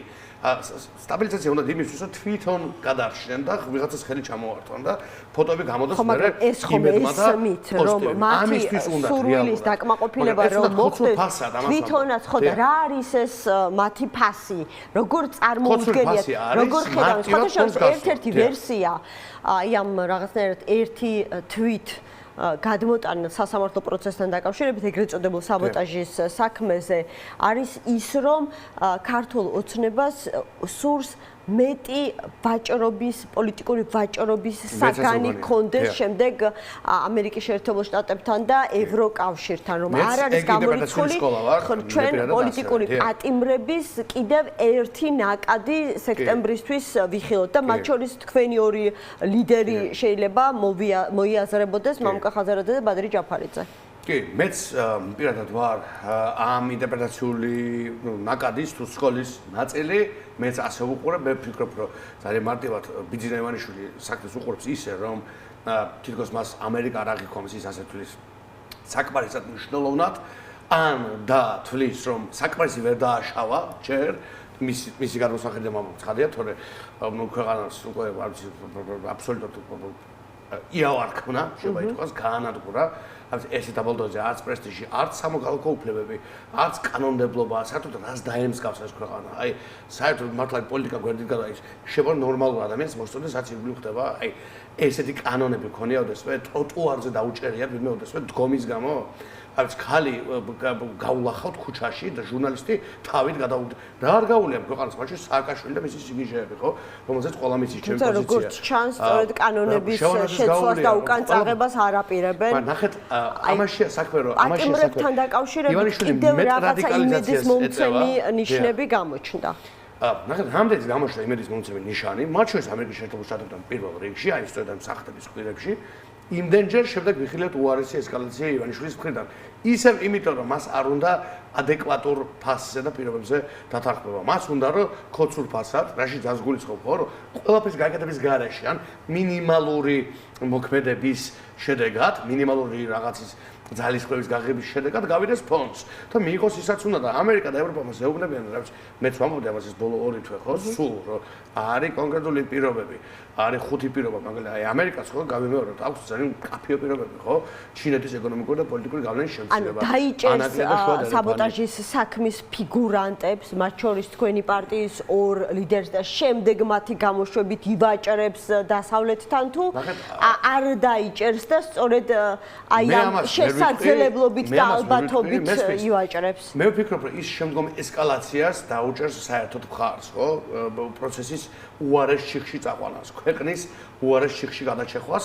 ან იმ ფიქრით, რომ შეაშინოს ვინმე ჩვენი პარტნიორები, თორე ქვეყნის შიგნით ვიღა უნდა შეაშინოს, ყველასთვის ყველაფერი ცხადი არის და უკვე დაალაგებულია ხო სურათი, ხო? არის ივანიშვილი როგორც მონსტრი, რომელმაც მიიტაცა ეს ქვეყანა არნახული მასშტაბით და უბრალოდ გაანადგურა მისი ყველა ძირითადი მიღწევა და პარამეტრი. უბრალოდ აი ყველა ბოძი, რაზეც ეს ქვეყანა იდგა, მოჩეხა.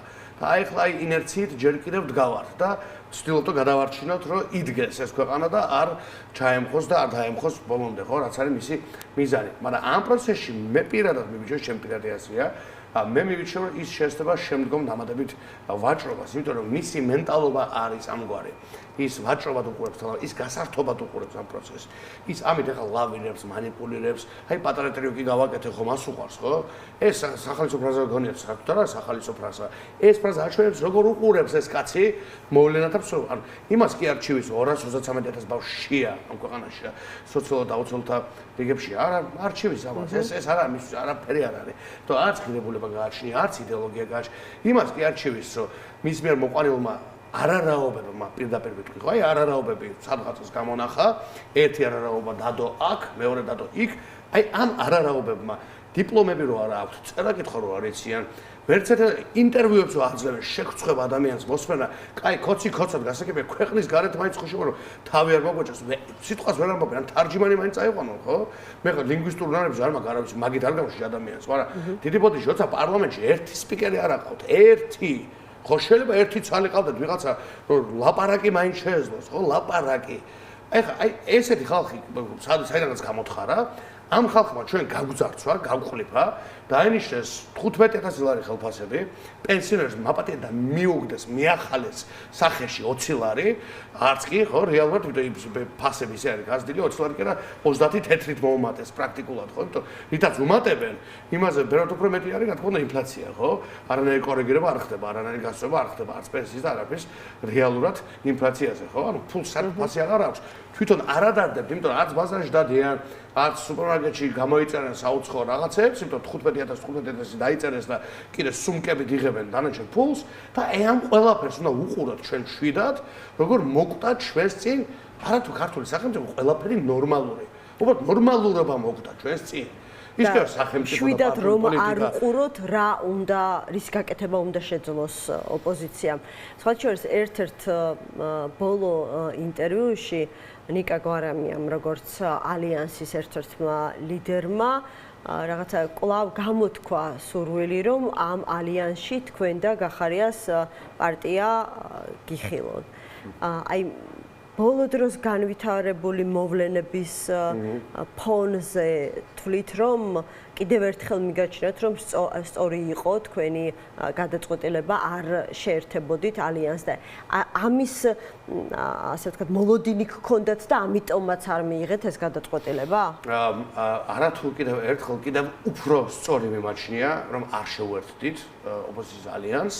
რაც შეეხება მიზეზებს თუ რატომ არ შევერთდით, ეს იყო ერთ-ერთი მიზეზი, რომ მე ვიცოდი ძალიან კარგად, თუ ვიცნობ ამ აქტორებს. რა, ანუ იცოდით, რომ ერთ დღეს სააკაშვილი და მელია, ნაციონალ-მოძრაობა და ახალი ერთმანეთს დაუპირისპირდებოდნენ და ძალიან მძიმე ბრალდებებს, ურთიერთ ბრალდებებს მოვისმენდით. მე არ ვიცოდი ახლა იქ აქტორები ახლა მელია იქებოდა სააკაშვილის წევრები თუ ვინ ვიცი, არც მინტერესდება ამ, მაგრამ ის რომ მსგავსი ტიპის დინამიკა იქნებოდა, მე პირადად ვიცოდი სრული დარწმუნებით, მაგრამ ეს არ არის მთავარი, რადგან არ შევერთით.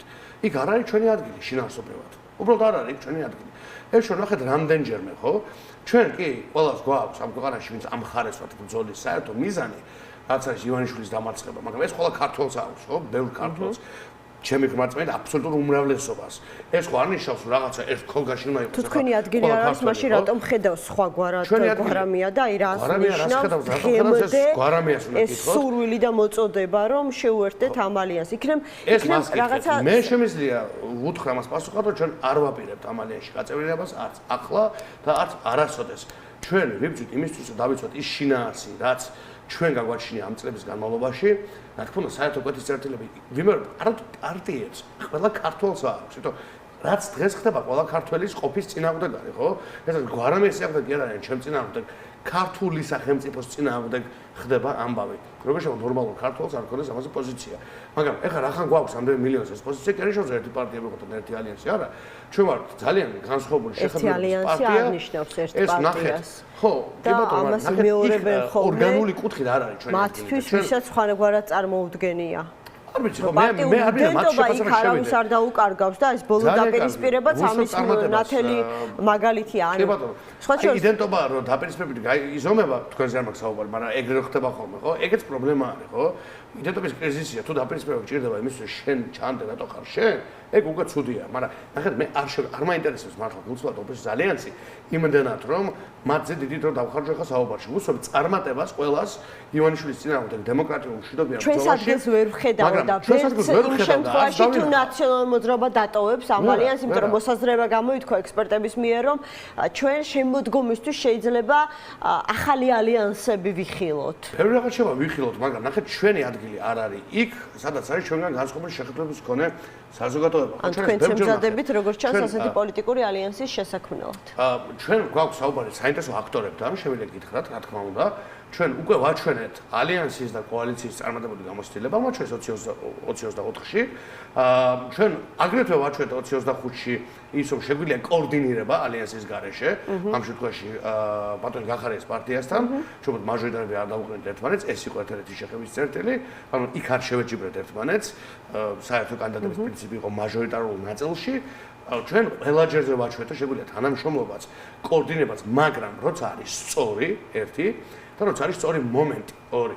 ეხლა არც სწორი იყო და შინაარსობრივ არ არის სწორი, ხო? არ ვართ ერთ სტრატეგიულ შემთხვევით არ არის ალბათ სექტემბერი დასახელებული. სექტემბერი ვიღაცა ზუსტი შეუძლებს კონშოვერტები. გრიგოლ, თქვენ თქვით რომ ამ ალიანსში ამასაც ვიტყვი, ნახეთ, თქვენ ამბობთ, ამასაც დავარ, ჩემს ამომრჩევლს აქვს ძალიან კონკრეტული ტიპის გემოვნება ამ რეჟიმთან დაკავშირებითაც.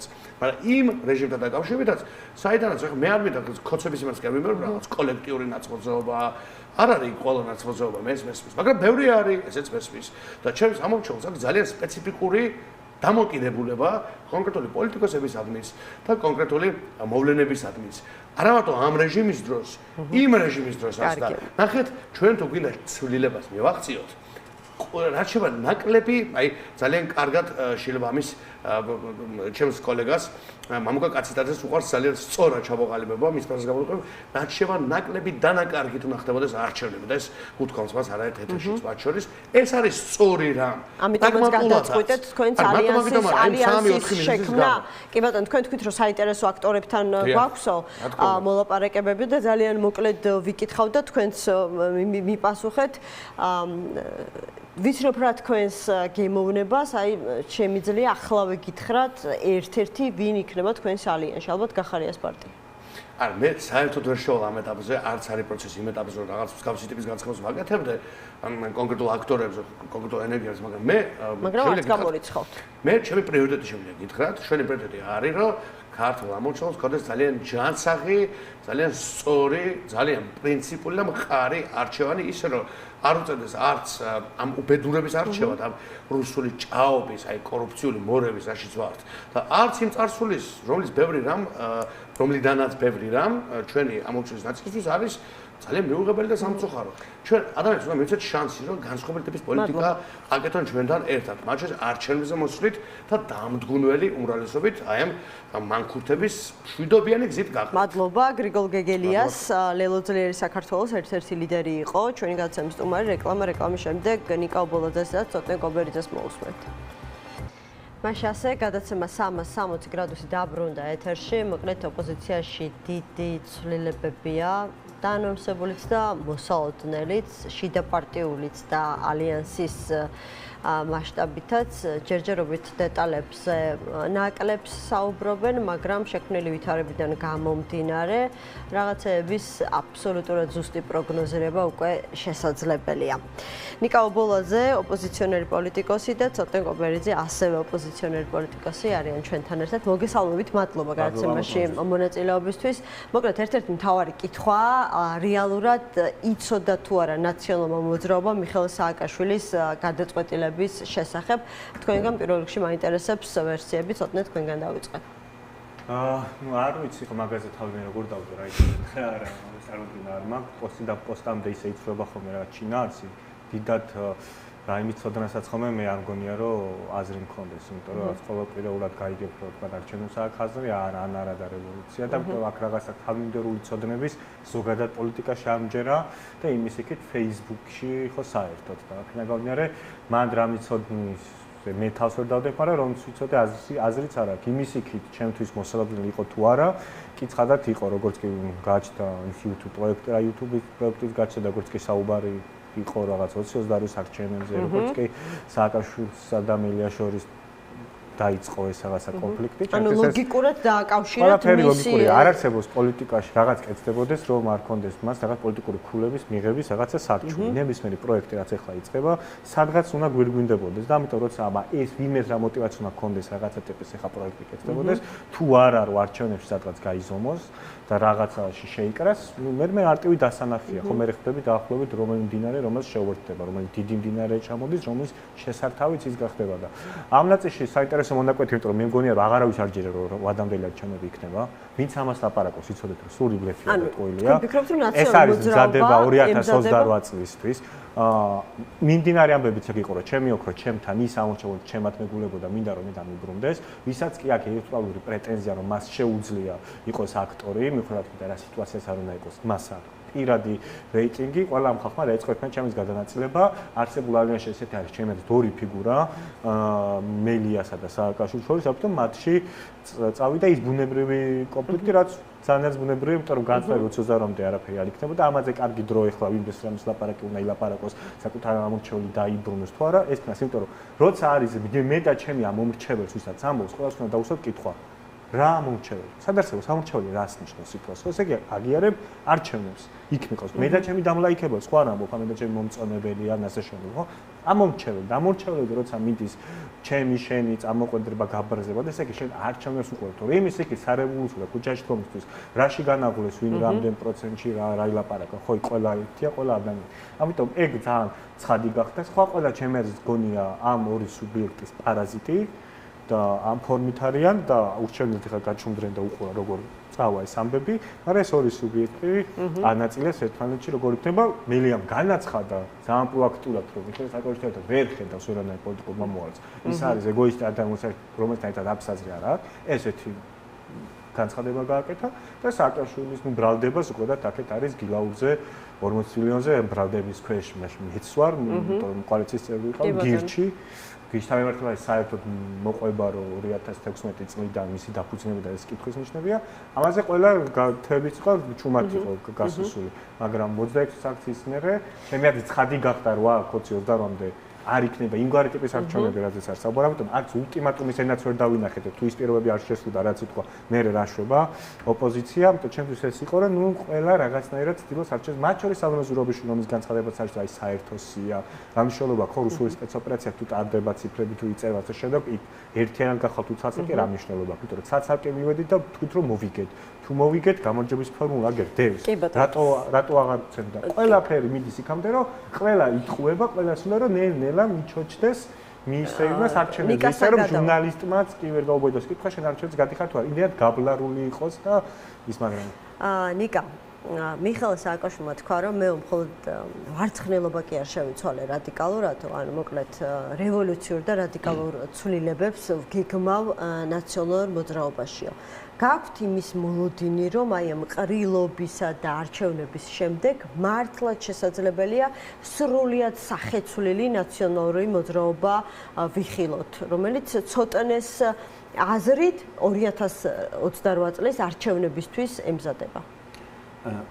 მე რაც მოგესალმებით პირველ რიგში, მე რა ცოდნაც მაქვს, გამოცდილებაც მაქვს და რა მოლოდინიც მაქვს, ჩემი აზრით ნაციონალურ მოძრაობაში რადიკალური ცვლილებები ძალიან რთულია და ძალიან რთული იქნება.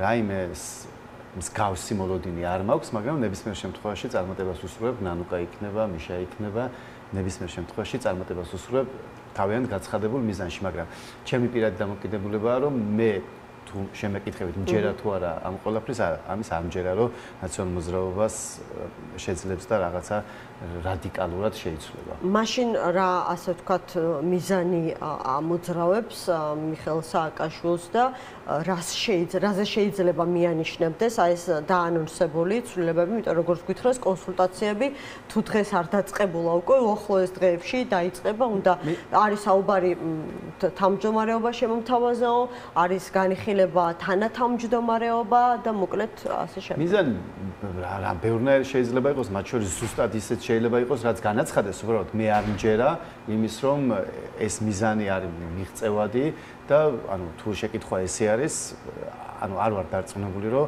რაღაც კარდინალურად, რადიკალურად დადებითი შედეგის მოტანა შეიძლება იმ ორგანიზმში ეგაა სულ, მაგრამ ნებისმიერ შემთხვევაში კიდევ ერთხელ ვიტყვით, კი ბატონო, წარმატებას უსურვებ თავიანთ მიზნებში, უბრალოდ მე ამ შემთხვევაში უფრო შორიდან შევხედავთ პროცესს, რაზეც ცოტა მისაუბრა და საკითხს დავაყენებდი არა ისე რომელიმე კონკრეტულ პოლიტიკურ პარტიაში შიგნით რა ხდება, არამედ ვიტყოდი რომ 2 წელი გავიდა გადის ყოველ შემთხვევაში წინა არჩევნებიდან და ეხლა მსოფლიო ჩემპიონატი დაიწყო და პოლიტიკური სეზონი იხურება და საბოლოო ჯამში აი ახლა უკვე მოვა შემოდგომა მალე, სადაც 2 წელი დასრულდება, ოდესაც 2024 წლის არჩევნები დასრულდა და უნდა შევაჯამოთ და უნდა ვთქვათ, რომ ამ 2 წელმა რა გვასწავლა, რა მოგვიტანა, სად მოვედით, ვის რაზე აქვს პასუხისგებლობა ასაღები, ვის რაზე აქვს მადლობა სათქმელი, რომ აი ნახე რა კარგად იბრძოლე თუ იშრომე თუ ასე შემდეგ და მე სად მივდივართ. ამიტომ მე მგონია, რომ თავარი შეკითხვა ზუსტად ეს არის, რომ აი მალე როდესაც ახლა 2 წელი გავა 2024 წლის არჩევნებიდან და დარჩება 2 წელი 28 წლის არჩევნებამდე თელი შეკითხვა არის, რომ სად ვართ, სწორად ვიარეთ თუ არა, ვინმემ რამე პასუხისგებლობა უნდა აიღოს თუ არა და ამის მერე რა უნდა გავაკეთოთ.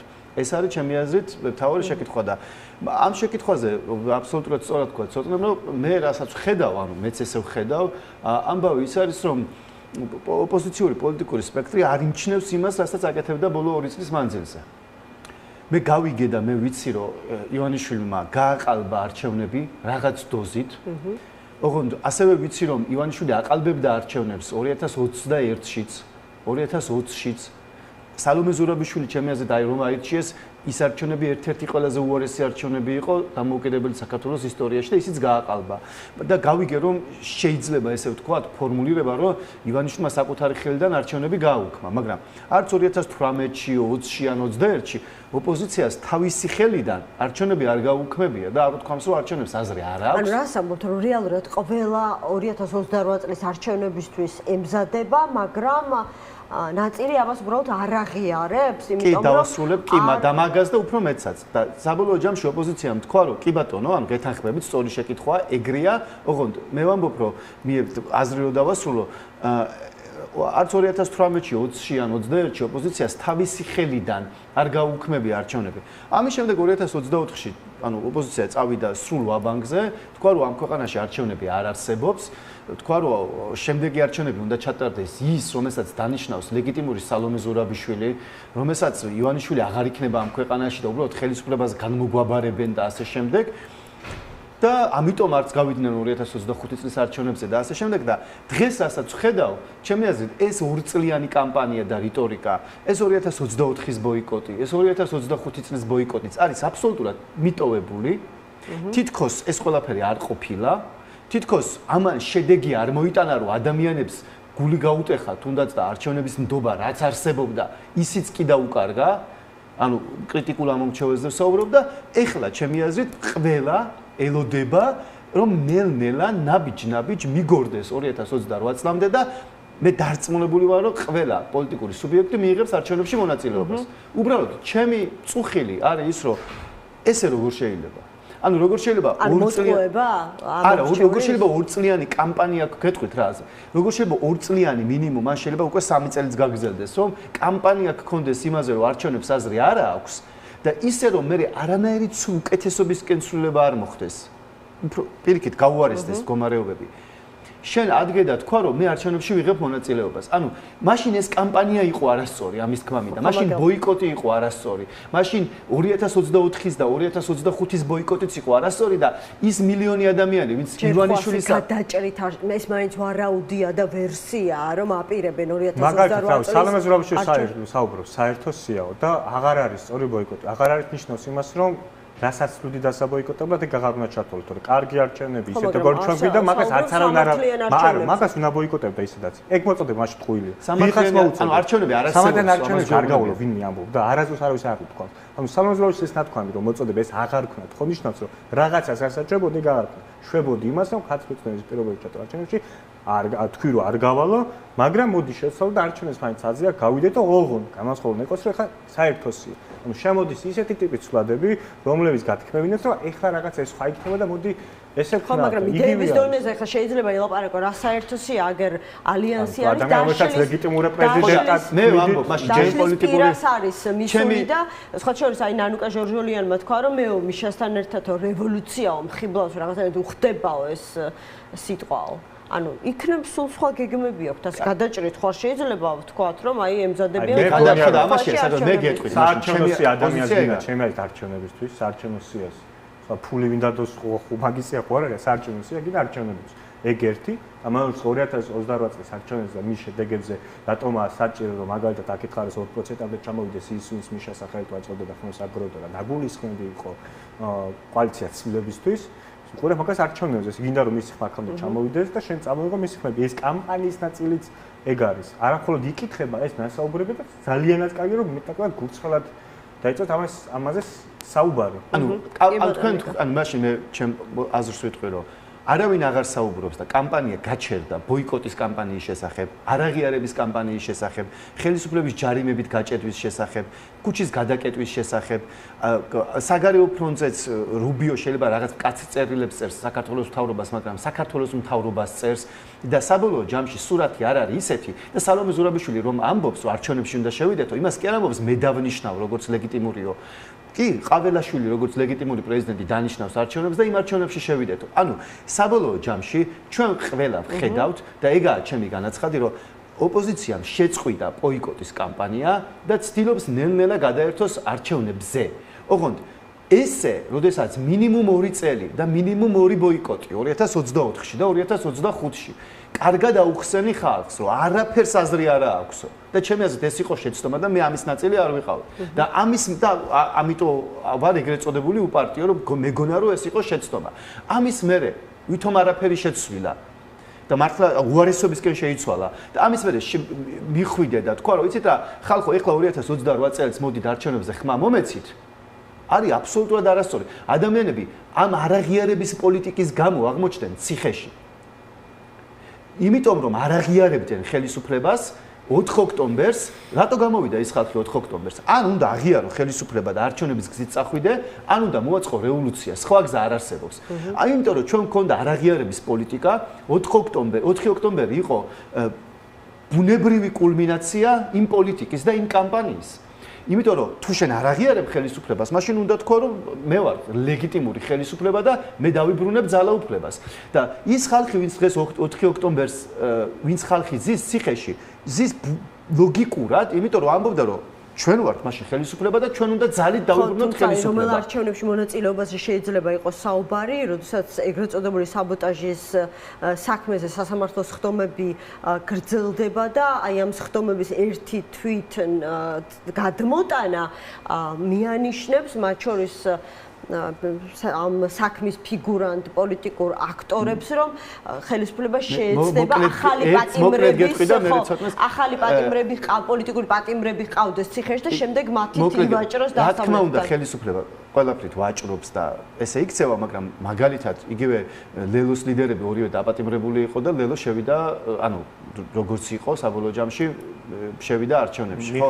ამიტომ მათ შორის წლებია დაკავებული და ორი არჩევნები გავიდა და არჩევნებში იღებდა მონაწილეობას. ამიტომ ეგ არ გამორიცხავს და საქმე რა არის? მე ჩემ პოზიციას ვიტყვი მოკლედ. საქმე ეს არის, ამ ქვეყანაში არჩევნები არის ერთადერთი გზა, ოღონდ არის დასაბრუნებელი ეს გზა და ჩემი აზრით ოპოზიციას თავის წილი პასუხისგებლობა ეკისრება იმაში, რომ ეს გზა ასე მარგინალიზირებულია ამ ორწლიანი პოლიტიკის შედეგად და ამის არ შემჩნევა, რომ თითქოს 2 წელი ეს პოლიტიკა და ეს გზა თითქოს არ არსებობდა და ხალხს არ ვუმტკიცებდით თურმე ოპოზიცია, რომ არჩევნებს აზრი არ აქვსო და არ მახსოვს, რას ვამბობდი, არის არასწორი.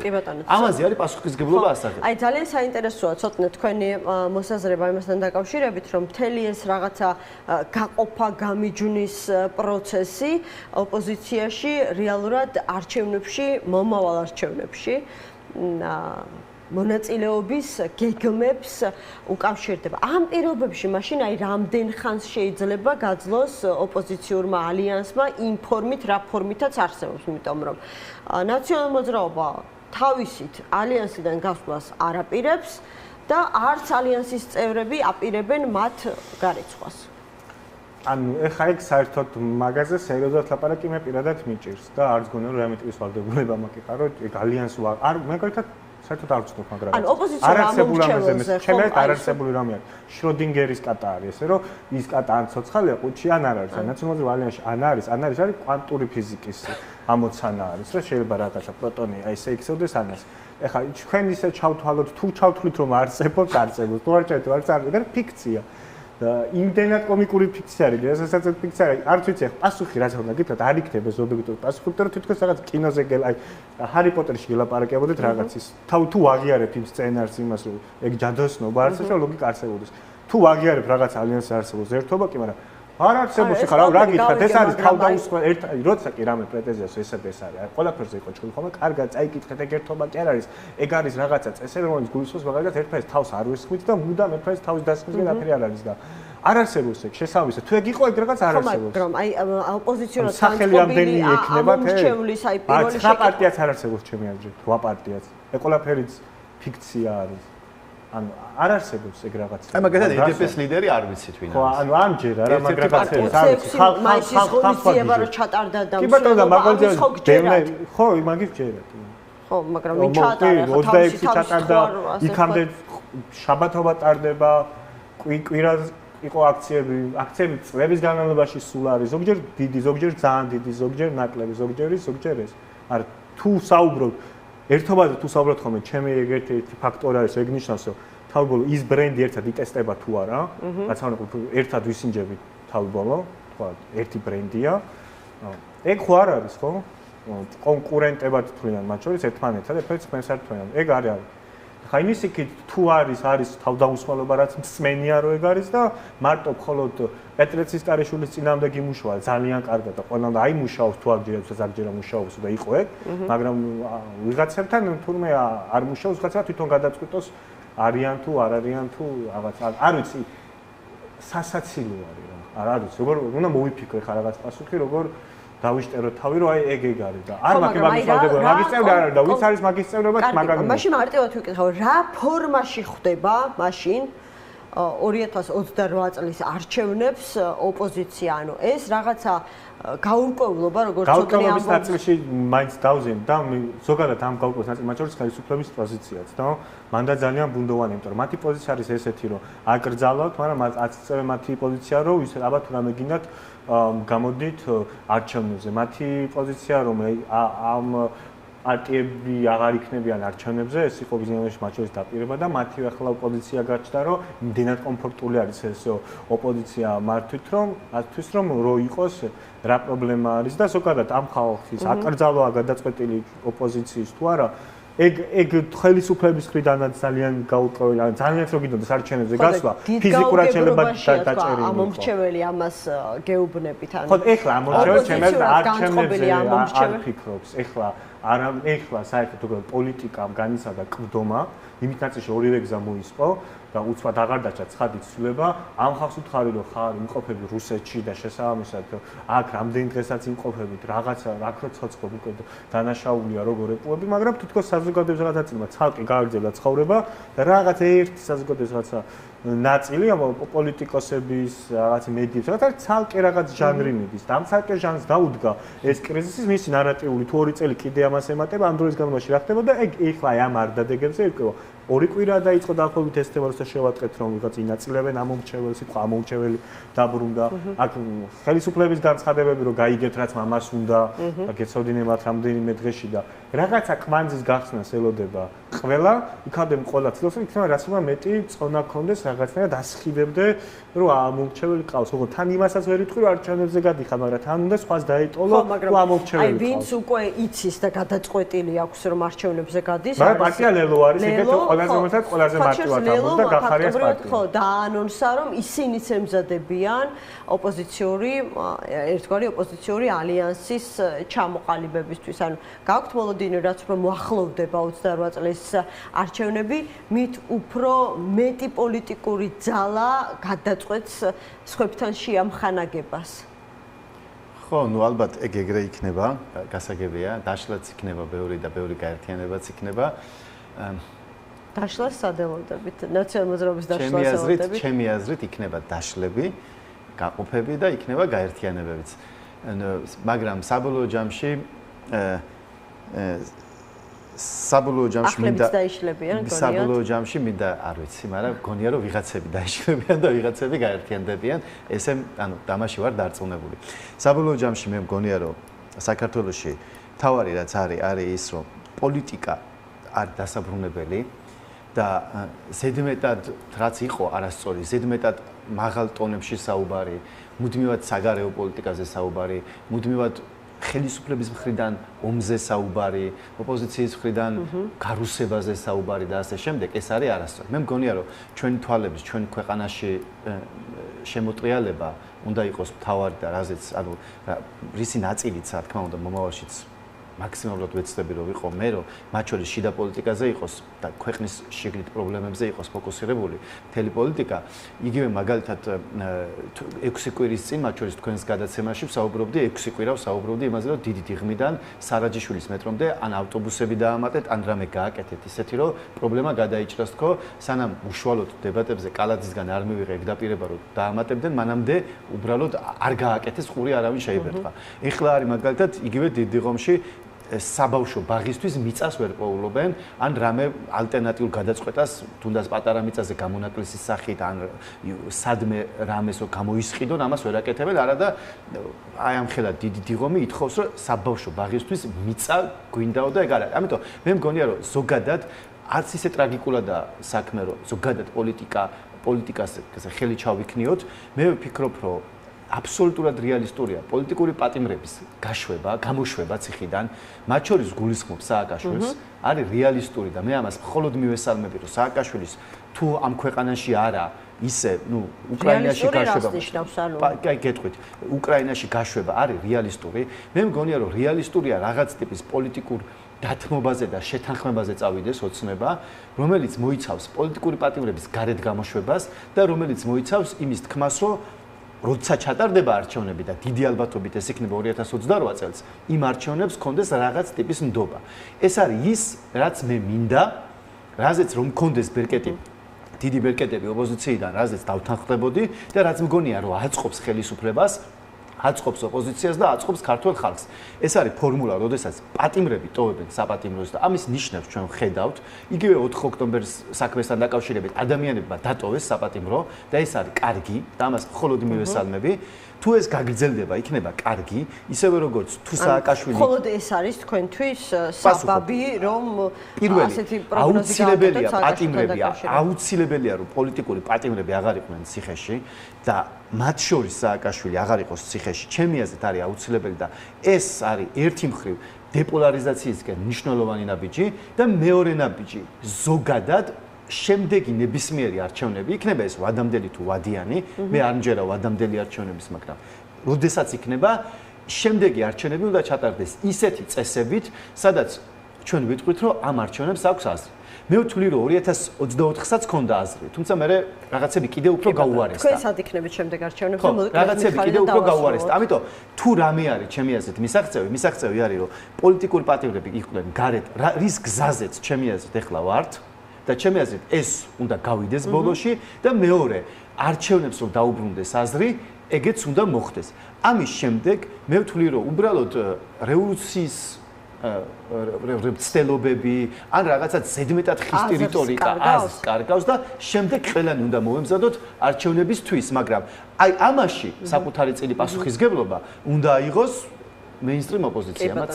კი ბატონო, მოკლედ ძალიან ცოტა თქვენც ხედავთ მიხეილ სააკაშვილის გათავისუფლების, ასე ვთქვათ, ინდიკაციები ჩანს ჩემი აზრით, მათ შორის ზელენსკის ბოლოს არის განცხადებები, რომ საქართველოს ხელისუფლებას ოღონდ მარტივად გათავისუფლება არა, ანუ გათავისუფლება და კანონპროექტი დარეგისტრირება, რომელსაც ამ შინაარსის რაღაც ის აქვს, ხო?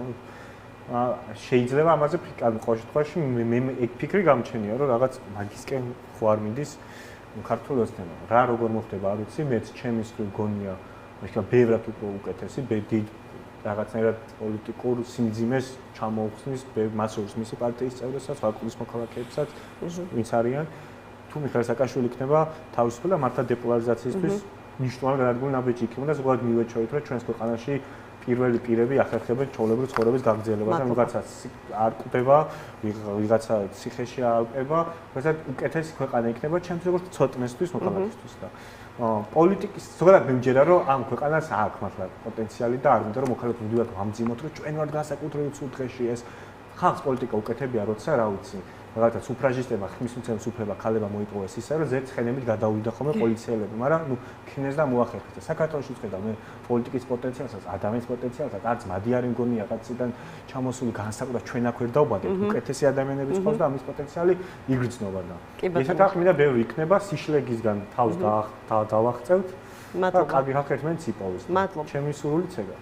მადლობა. ცოტნე კობერიძე, ნიკა უბოლაძე იყვნენ ჩვენი განაცემის სტუმრები. ორ შაბათამდე გემშვიდობით დროებით.